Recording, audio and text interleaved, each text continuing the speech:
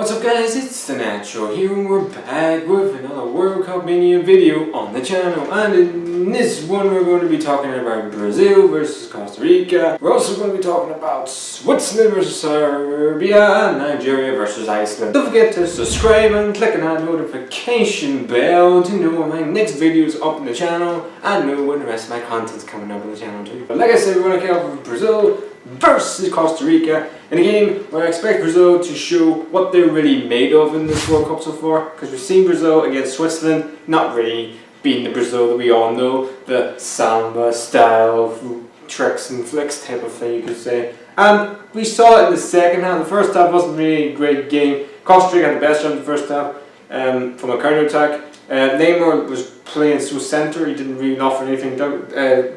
William was poor in the first half. He came off in the second half. The ball on Douglas Costa, who changed the game completely. He offered so much different dimension going forward. He had a presence on the right hand side for Brazil. He offered so much pace and guile as well on that right hand side. Brazil has a penalty but didn't have a penalty because VAR ruled it out, and I was right and absolutely 100% right, because Neyamr dived and he should have given a booking for his dive, but he didn't anyway. But his penalty was chalked off, and with 6 minutes to go, you thought this game, Brazil are it's going to be a 0-0 draw. Brazil will have another poor performance. Steps up the man so far for Brazil, Coutinho, who absolutely was showed why he is an absolutely top drawer player, maybe even world class one day.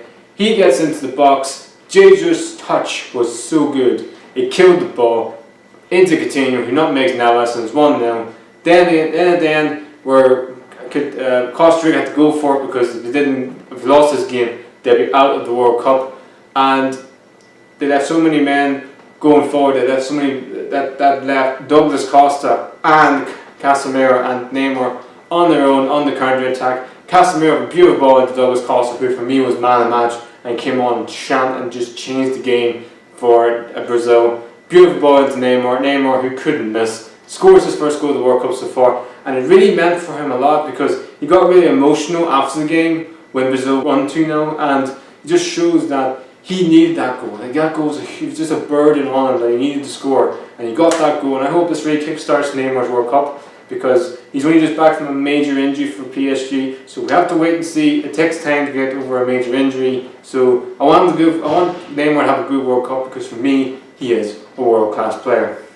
But Brazil in the second half absolutely got better, but I expect Brazil to get better and better and better and the whole rest of this World Cup. So be on the watch for that, see what they can sort of do from now to the World Cup. This is the reason why I think they're going to be the favourites, because they can bring on players on the bench, likes of Gabriel, likes of Firmino, likes of Douglas Costa, come on and change the game. They got that in abundance of the talent and the squad to do so, Brazil. But as for Costa Rica, they were appalling in this game, appalling against Serbia, and appalling in this World Cup, and deserve to be knocked out of the World Cup, because they haven't been at it for me in this World Cup. I think that's their 8th or 9th defeat in many international, which sums up where they are right now. The 2014 team that were incredible to even get out of the group stage and got to the quarterfinals.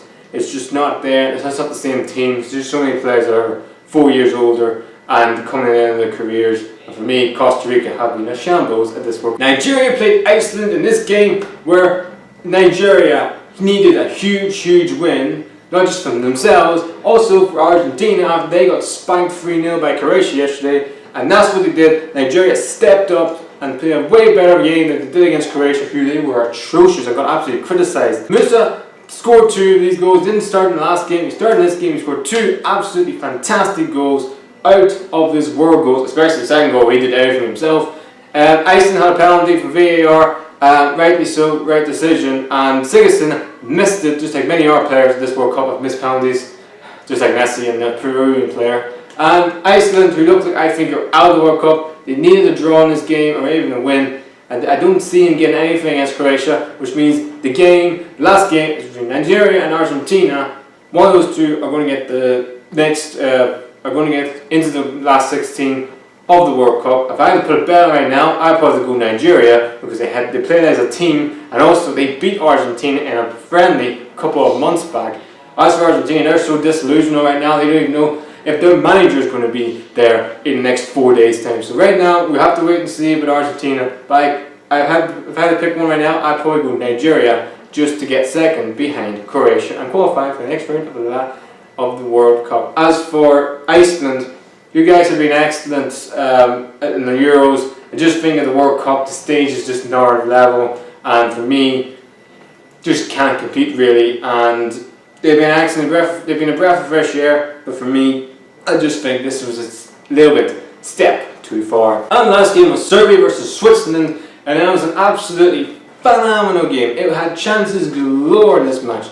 Serbia scored the first goal thanks to Alexander Mitrovic, who was absolutely outstanding in that first half. He got a fantastic header. Tadic put an unbelievable ball. He almost scored another header. He almost scored a bicycle kick.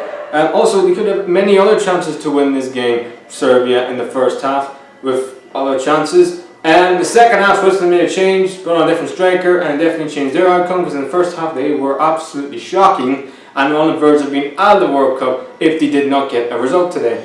And the second half they were at it. Shaqiri absolutely got at this team. This is the reason why it frustrates me watching Shaqiri. We all know we can do this, but he doesn't do it enough. He doesn't do it consistently. Where was he in the first half? Fuck all nowhere. Sitting down in an argument with Mitrovic saying I got fouled. Well, fucking show what you got, mate.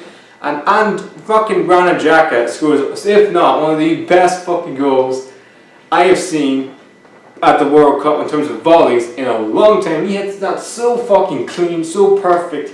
He went in the net and he destroyed the net. Fantastic finish to make it 1-1. And at the end, when Serbia are going all out for trying to get the late winner, they leave spaces at the back. I don't know where the defence is for Serbia, and Switzerland with Aiden Shaqiri goes in, puts it in the back of the net, 2-1. And you could say Serbia deserved to win. It could have been a draw either way. This game could have went either way. It could have been Serbia win, it could have been Switzerland win. It could have been a draw. And that's why I said it would have been a draw. But give credit to Switzerland. In the second half, they definitely changed it. Shaqiri and Granit Xhaka are starting to get better in this game. And for me, Switzerland, that win may even got them to the next round of the World Cup in the last 16, because Serbia had to play Brazil in the next game, and I don't really expect Serbia to get anything in that game. As for Switzerland, massive win and a huge result for Switzerland, because that draw against Brazil in the open game may have even got them into the the last 16 of the World Cup. So guys, that's the end of the World Cup mini for this out. Hope you guys are having a fucking amazing day. Please like, subscribe, and that's true. We'll see you later.